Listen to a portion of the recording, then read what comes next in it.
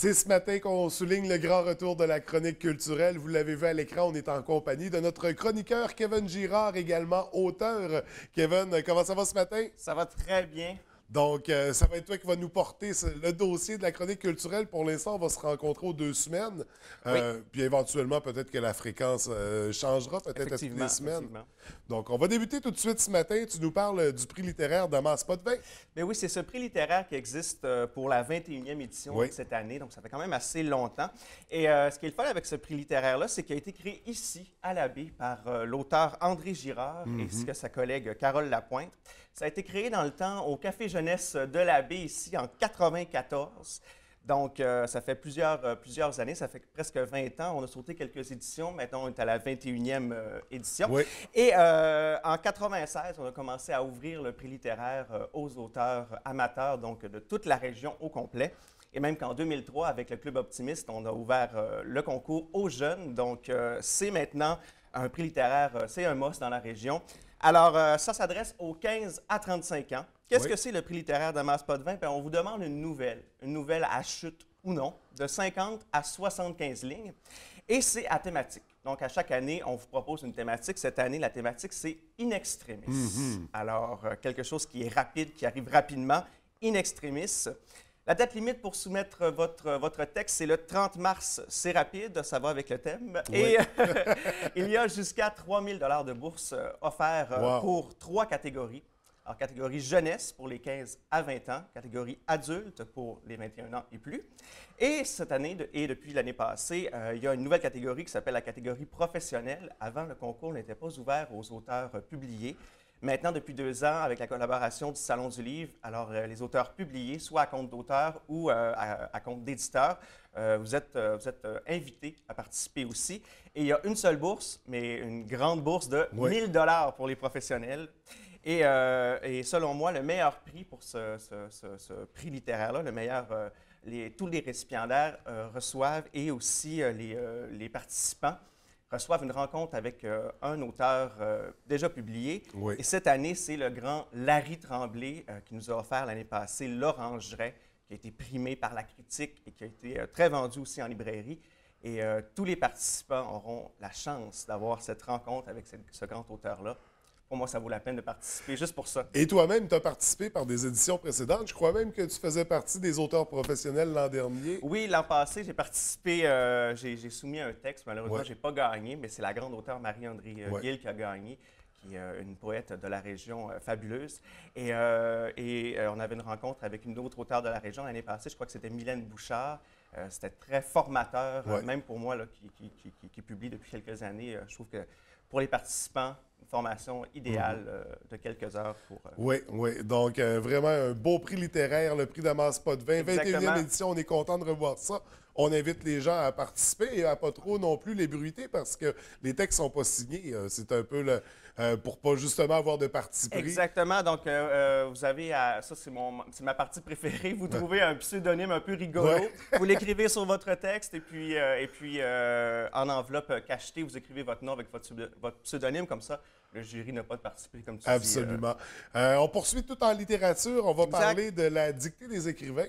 Oui, c'est ça. Donc, peut-être qu'avec le prix littéraire Damas Potvin, donc c'est écrire une histoire, inventer un récit, mais peut-être que vous êtes moins à l'aise avec ça, mais que vous aimez toujours la langue française et que ça vous tente d'essayer à écrire, mais que c'est les mots qui vous intéressent. Oui. Alors, la dictée des écrivains est parfait pour vous.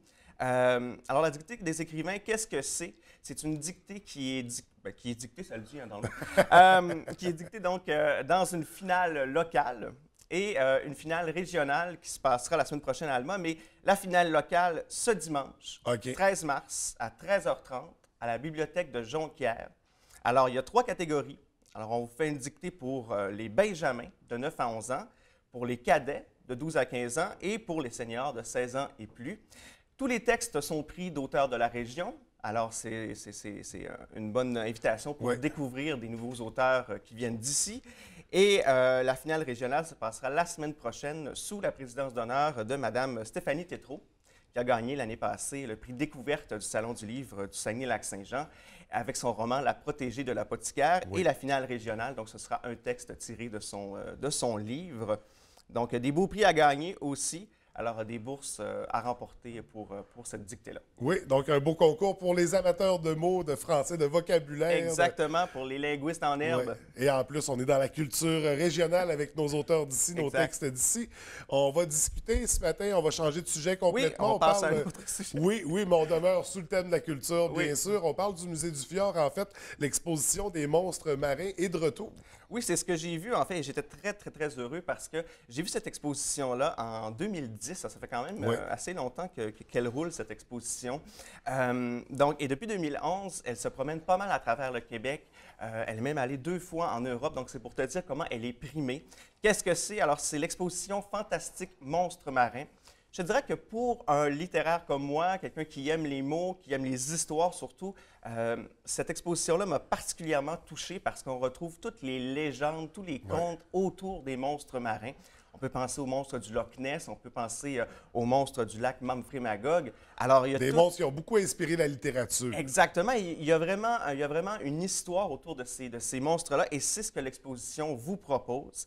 Elle est de retour donc en escale au Musée du Fjord jusqu'au 29 mai. Alors, vous avez encore quelques mois. Et il y a une façon aussi d'aller la voir si des fois, vous ne pouvez pas venir à la baie. Mais donc, sur monstremarin.ca, monstre au pluriel, marin au pluriel.ca. Vous allez pouvoir voir une partie de cette exposition-là, mais je vous le dis, il faut aller la voir en personne. Sur place, Puis on peut toujours écouter les légendes qui sont narrées par des comédiens. C'est vraiment très intéressant. On voit des squelettes de poissons, de monstres. De créatures impressionnantes. Exactement. Donc, il faut aller voir ça. Oui, une exposition à ne pas manquer au Musée du Fjord. On parle de documentaire également, les étonnants pouvoirs du nouveau-né. Oui, j'ai vu ça, ça m'a fait bien rire parce que je dois t'avouer que j'ai eu ma petite filleule est née pendant la semaine de relâche. Et là, j'ai vu ça, il y avait un lien à faire. J'ai dit, il faut que je parle de ça à TVDL. Alors, c'est un documentaire en anglais, sous-titré en français. Alors, en anglais, ça s'appelle, attention mon anglais, Dustin Baby Language. Oh, joli! Alors, en français, les étonnants pouvoirs du nouveau-né. Alors, pour peut-être les parents qui veulent savoir comment les bambins réussissent à communiquer avec les sons, avec leur langage corporel pour signifier leurs besoins primaires, en fait. Donc, c'est le 11 mars, vendredi à 19 h. L'entrée est libre, donc c'est gratuit. C'est à la salle Marguerite Tellier du Centre des arts et de la culture. C'est juste à côté de la bibliothèque de Chicoutimi. Alors, et ensuite, suite à la diffusion du documentaire, il y aura une plénière de discussion, alors une petite rencontre pour discuter de ce sujet-là, comment les bébés réussissent à nous parler. Donc, un documentaire drôlement intéressant et sympathique à découvrir. Exactement. Et toujours sous le thème du cinéma, on sait que le festival Regard sur le cours débute la semaine prochaine, mais nous, ce matin, on parle des week-ends trop courts. Exactement. Alors, c'est pour se mettre en appétit, en fait. Alors, on en parlera peut-être la semaine prochaine ou dans 2 semaines. Oui. Le regard sur le court-métrage commence donc la semaine prochaine. Et pour se mettre un peu dedans avant le grand festival qui s'en vient, la Fabrique culturelle et Regard sur le court-métrage se sont associés pour créer les week-ends trop courts. Alors, c'est vrai que les week-ends sont toujours trop courts. C'est du 11 mars, donc ce vendredi, au 13 mars 2016. C'est en ligne. Alors, la diffusion, elle est vraiment rapetissée sur un petit laps de temps. Alors, vous n'avez que 3 jours pour voir 3 sélections de courts-métrages qui ont été faits par l'équipe de Regard. Et alors, spécialement pour cette fin de semaine-là, c'est sur le www.fabriqueculturelle.tv/cours au pluriel. Donc, vraiment, pour mettre l'eau à la bouche pour cette 20e édition qui arrive à grands pas, qui débute la semaine prochaine. Kevin, c'est notre dernier sujet de ce matin. Merci beaucoup. C'est très intéressant comme chronique.